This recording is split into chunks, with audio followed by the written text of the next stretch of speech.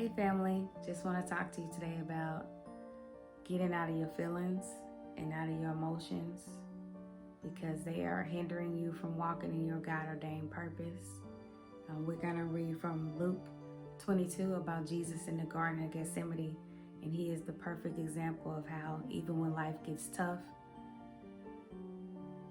how to pray, get out of our emotions, get up and do what God has called us to do in order to see his miraculous works, because sometimes we want the miracles of God and the promises of God to come easy, and just because we want it right now, and that's not how it works all the time. There are principles in the Bible that exist in the earth that we have to abide by, and one powerful one is speaking the word of God, believing the word of God, believing what we speak, believing that God is God. He is a rewarder to them who diligently seek him.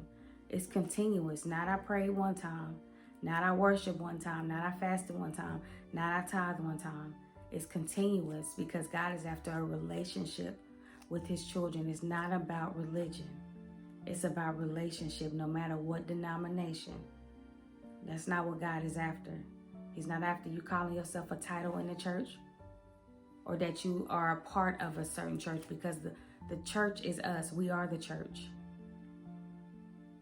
But we go fellowship at a building with other believers. So Luke chapter 22. And he was withdrawn from them about a stone cast and kneeled down and prayed, saying, Father, if thou be willing, remove this cup from me. Nevertheless, not my will, but thine will be done. And there appeared an angel unto him from heaven, strengthening him. And being in agony, he prayed more earnestly, and his sweat was as it were great drops of blood dropping down to the ground. And when he rose up from prayer and was come to his disciples, he found them sleeping for sorrow.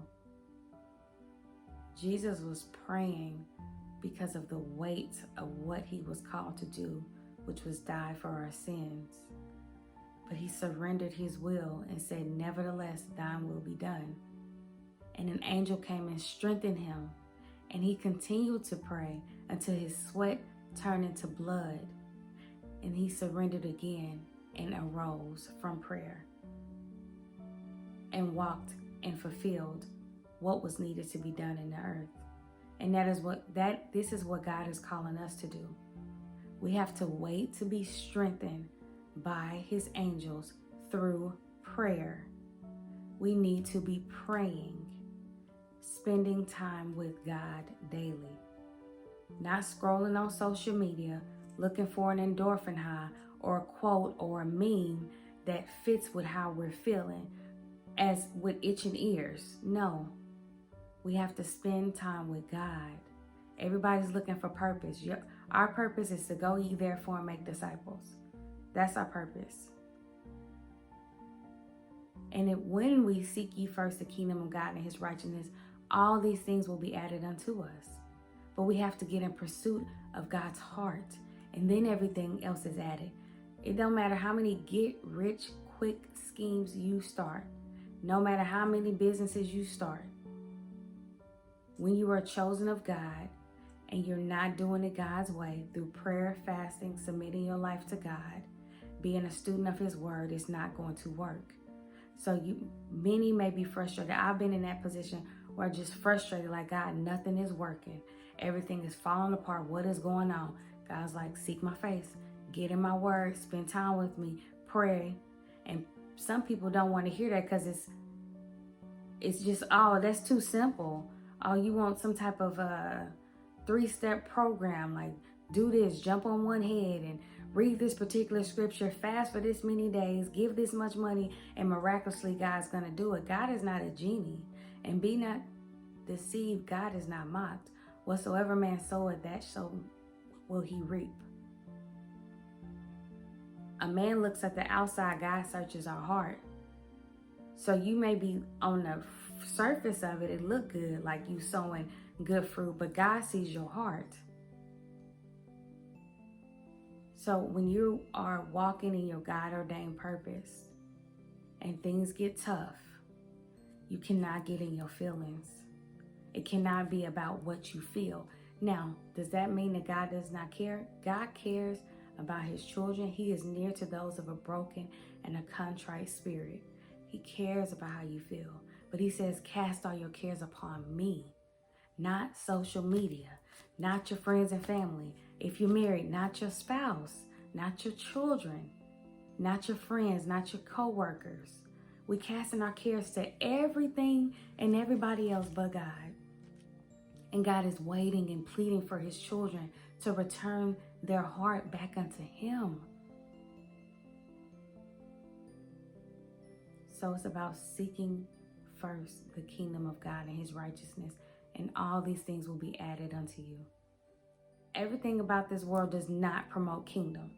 In any relationship you look at, whether it's parental or marriage or business or a relationship with God, if you're looking to media, any type of media, TV, radio, social media, phones, whatever you're looking at for information, 9 times out of 10, if it's popular opinion, it's not promoting what God wants. So if you want the fruits of God in your life, you have to seek him first. So just start by, instead of picking your phone up in the morning, before your feet even hit the floor, just start by saying, thank you, Lord, for this day. Lead and guide me. Start by talking to God. He is a friend that sticks closer to you than a brother. God is there. He formed you before you were in your mother's womb. He knows the plans he has for you, plans to prosper you and give you an expected end. He's the author and finisher of our faith. He knows your story from beginning to the end. But we're stuck in these dysfunctional cycles because we're stuck in our feelings. And the one thing God gives us is free will. He's waiting for us to surrender. He says, behold, I stand at the door and knock. If any man opens, he will come in and sup with us. Which means Holy Spirit is knocking at the door of your heart. God is calling you to him. And the way you know that is because things keep repeating themselves. Everything is falling apart. Nothing is working. And you're hearing messages like this and other messages that are telling you it's time to pray. It's time to seek God's face. Get in worship. You have people inviting you to church. That's not just random things. Those are destiny helpers. People who God is sending to your life to say, hey, I'm calling you to my heart. But you have to get out of your emotions. It's not about how you feel. Yes, your feelings are valid, but they cannot dictate your entire life and every action that you take.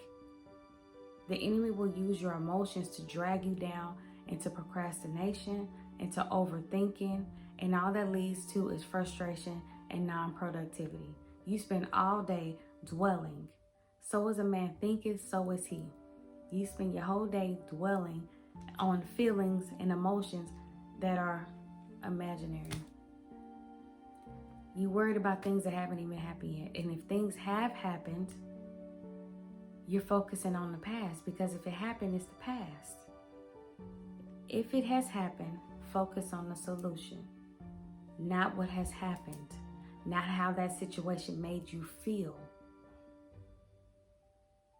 So we're just here to encourage you here at Brown Girl Lemonade, saying if this is your first time being here, please like, comment, and subscribe so you're up to date anytime we release any new videos. And we are here to encourage you to take life's lemons and heal God's way.